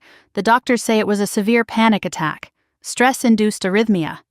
They are keeping her overnight for observation. Where is Dad? In with her. She will not let him leave. Victoria led me to a small waiting area with uncomfortable chairs and a muted television playing Christmas movies. We sat on opposite sides of the room. The distance between us felt both necessary and absurd. I read the letter, Victoria said after a long moment. All of it. The IRS lien, the due on sale clause, everything. I said nothing. I waited. You could destroy us, all of us. With one phone call to the bank. Yes. Why have you not? Because I wanted to give you a chance to make it right first. Victoria stared at the floor. Mom and Dad transferred their tax debt to me. They told me the house was clean, that I was helping them by taking over. I was so desperate to finally be the responsible one, the one who saved the family, and the whole time they were setting me up to take the fall. Her voice cracked. I am not the only one they used, am I? No, you are not. Something shifted in the air between us. Not forgiveness, not even understanding, but recognition. 2 daughters, both weapons in their mother's arsenal. My father appeared in the doorway. He looked hollowed out, a man whose scaffolding had collapsed. His eyes were red, his hands trembling. She is awake, he said. The doctors said she can have visitors. But she is fragile. They do not want her upset. He looked at me. She is asking for you. Victoria's voice was sharp. What about me? Richard's pause said everything. She asked for Hannah first. Victoria laughed bitterly. Of course she did. Even now, even in a hospital bed. She is still playing favorites, just not the way she used to. She stood abruptly. I need air. I will be outside. She left without looking at either of us. Richard reached into his jacket and pulled out an envelope. Hannah, before you go in there, I need to give you something. I have been carrying this since yesterday, waiting for the right moment. There is never going to be a right moment. So here. I took the envelope but did not open it. It is a start, he said. Not everything you are owed, but a start. And a document Victoria signed this morning, before all this happened. She is transferring the house back to us, to me and your mother. We are going to sell it, pay off what we can. Why would Victoria agree to that? Because Marcus is leaving her, and without him she cannot afford the payments anyway, and because I told her it was the only way to keep you from going to the police. I opened the envelope. Inside was a cashier's check for $50,000, a signed property transfer agreement, and a handwritten note in my father's shaky script. Hannah, this is everything your mother and I could liquidate immediately. Our savings, some investments, a loan against my retirement. It is not enough. I know it is not enough. But it is a promise. The rest, the $72,000 from the mortgage, the fraudulent debts we will help Victoria clear, I will pay monthly, however long it takes. You deserve more than money. You deserve the years back, the trust, the childhood. I cannot give you those, but I can give you this, my word that I will spend whatever time I have left making this right. Your father. I stared at the check. $50,000. Almost a third of what I was owed. More than I had expected. Less than I deserved. It does not fix anything, I said quietly. I know, but it is a beginning, if you will let it be. I tucked the envelope into my purse and walked toward room 412. The room was small and dimly lit. Machines beeped softly, monitoring my mother's heart. A window showed the evening sky, snow still falling. Christmas lights were visible on buildings across the street. Patricia was propped up in bed, looking smaller than I had ever seen her. The formidable Patricia Brooks reduced to tubes and monitors. Her hair was gray at the roots. She always dyed it, I realized. Always hiding something. Her eyes were closed when I entered, but they fluttered open at my footsteps. Hannah. You came. Her voice was thin and raspy. I stopped at the foot of the bed. Victoria called. I did not think you would. After everything, I almost did not. Silence stretched between us, filled with 34 years of unspoken things. The doctors say I need to avoid stress. A weak attempt at a smile crossed her face. Apparently my heart cannot handle what my mouth creates. I did not smile back. Is that supposed to be funny? Her face fell. No, I suppose not. She closed her eyes for a moment, gathering strength. Richard told me. About your meeting, about what he said. He told you I was the one who planned it all. The mortgage. Victoria using your identity. Was he lying? No. The admission hung in the air. I waited for excuses, for justifications, for the manipulation I had learned to expect. Instead, she said something else. I have spent my whole life trying to control things, people, outcomes. When your father's business failed, I panicked. We were going to lose everything. And you had everything I did not. Stability, good credit, a future that did not depend on anyone else. I told myself I was borrowing from your strength, that you could afford it. I told myself you would never find out, and if you did, you would forgive us. Because that is what you do, Hannah. You forgive. You accommodate. You keep the peace. I stood motionless at the foot of her bed. But you did not. This time, you did not. And when I saw that letter, everything you could do to us, I felt my chest close up. I thought I was dying. Maybe I wanted to. Because the alternative was facing what I had done, who I had become. Her voice broke. A mother who stole from her own daughter, who taught her other daughter to do the same. What kind of person does that? Someone who saw people as resources instead of family. Patricia flinched like I had struck her. Yes. That is exactly what I did. Tears streamed down her face. No performance this time, no manipulation. Just an old woman in a hospital bed confronting the wreckage of her own creation. I am sorry, Hannah. For the text, for Victoria's cruelty, for all of it. I am sorry for raising you to believe you did not matter as much as your sister. I am sorry for taking your money and your trust and your future. I am sorry for being the kind of mother you had to protect yourself from. I listened without moving, without taking her hand, without offering comfort. You know what the worst part is, Mom? She waited. It is not the money. It is not even the fraud. It is that you made me spend my whole life wondering what was wrong with me, why I could not earn your love the way Victoria did. And now I know. There was never anything wrong with me. The problem was always you. A sob escaped her. I know that now. I do not expect you to forgive me. I do not deserve it. But I want you to know, you were never less than Victoria. You were more. You were always more. And I was too broken to see it. I stood in the silence that followed, processing. This was what I had wanted. Acknowledgement, apology, truth. But it did not feel the way I expected. Not triumphant, not satisfying, just heavy. I do not know if I can forgive you, either of you, but I am willing to see if you mean what you say. Dad gave me a check, $50,000, and Victoria signed the house back over. If you can pay the rest, clear my name, repair my credit, make this right financially, then maybe we can talk about what comes after. But I am not promising anything, and I am not pretending everything is okay. Patricia nodded weakly. That is more than I deserve. Yes, it is. I turned to leave. At the door, I paused. Merry Christmas, Mom. I did not wait for a response. In the corridor, Victoria was waiting. Not outside like she said. She had come back up. Her face was different now, resolved. I heard everything. Through the door. And I think it is time we stopped being Mom's weapons against each other. I have a proposition. Something that might actually help us both. Can we talk? Really talk?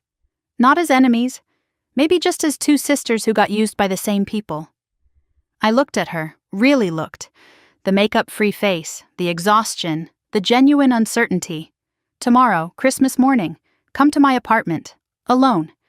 No Mom, no Dad, no lawyers, just us. Victoria nodded. I will be there.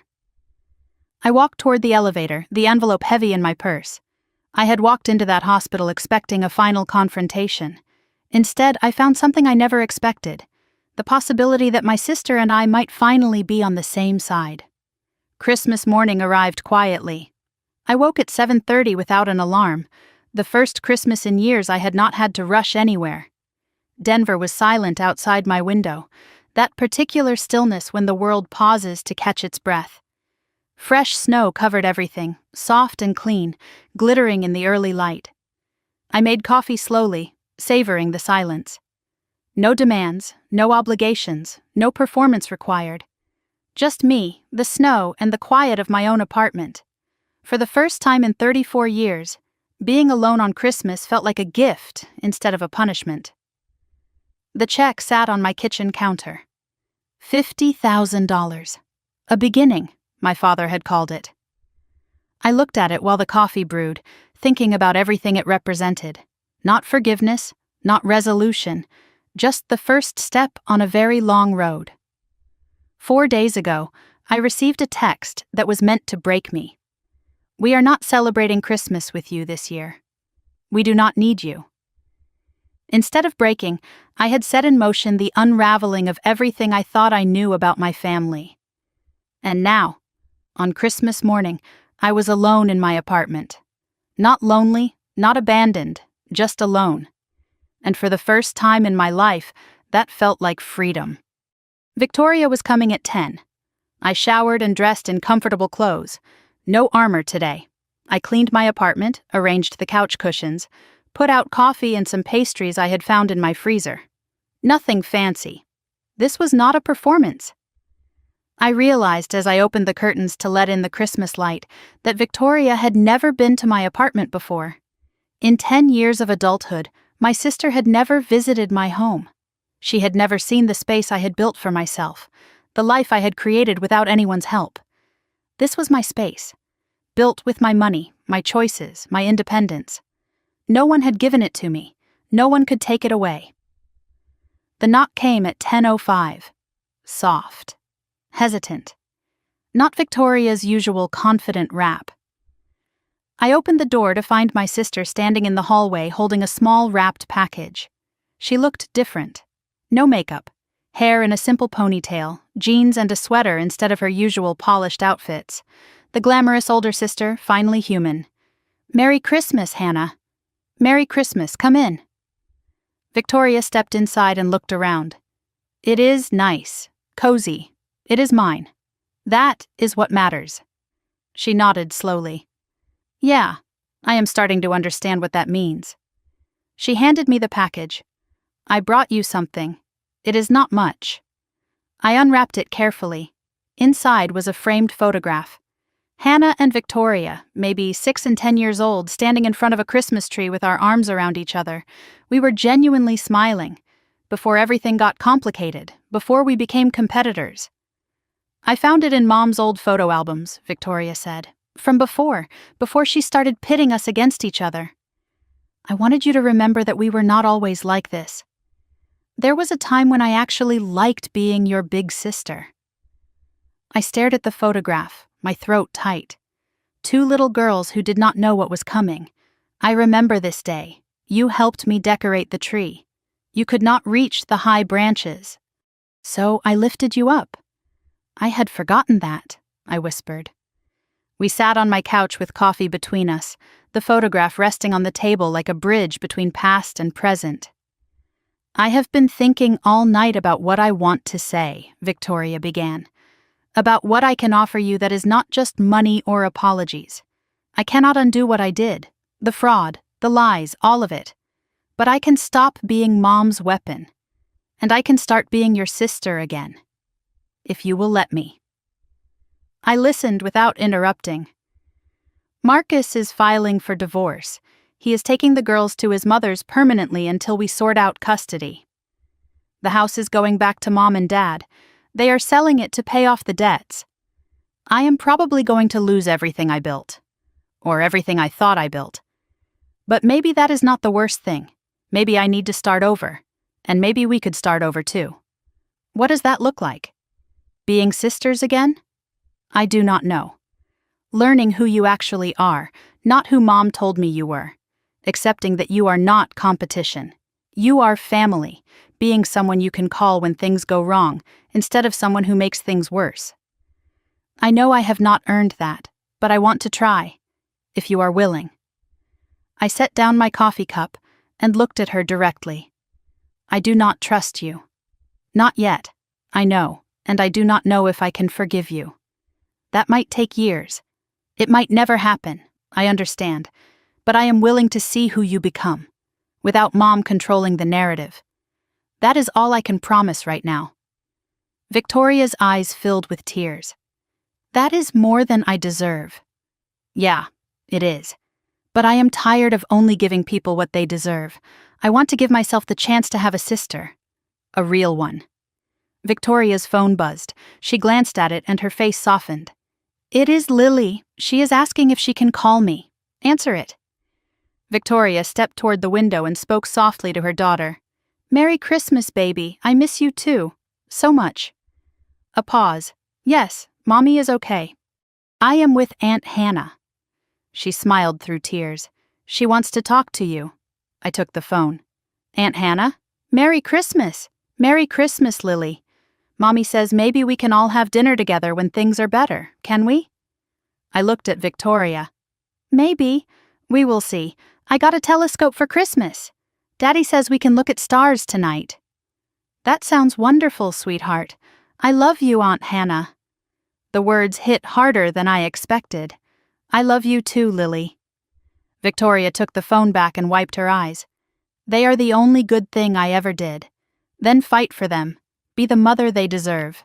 Not the one Mom taught you to be. Victoria left around noon.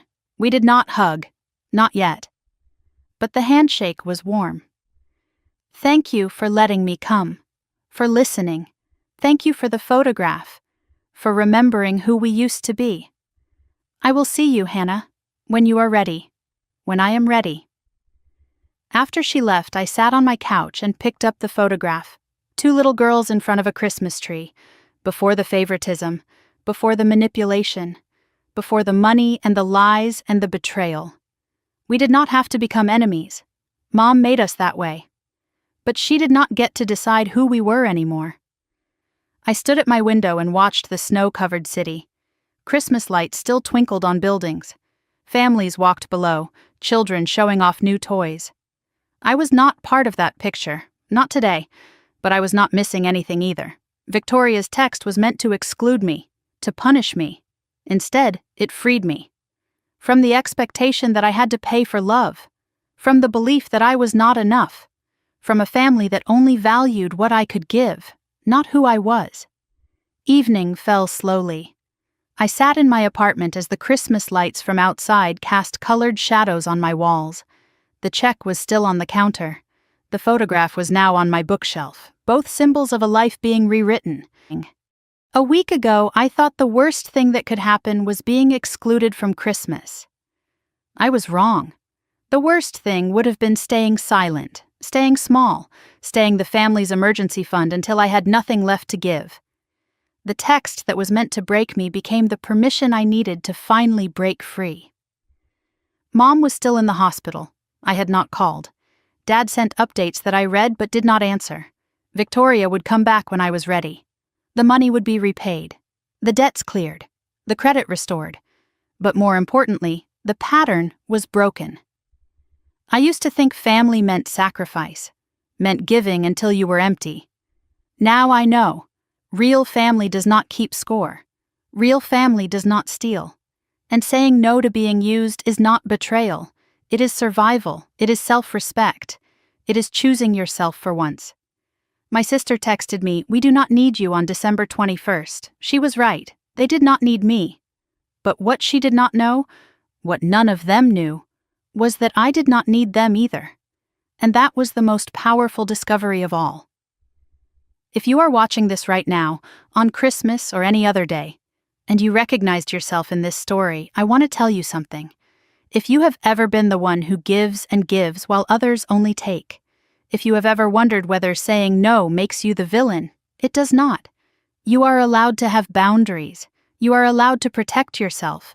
You are allowed to walk away from people who only love you for what you provide.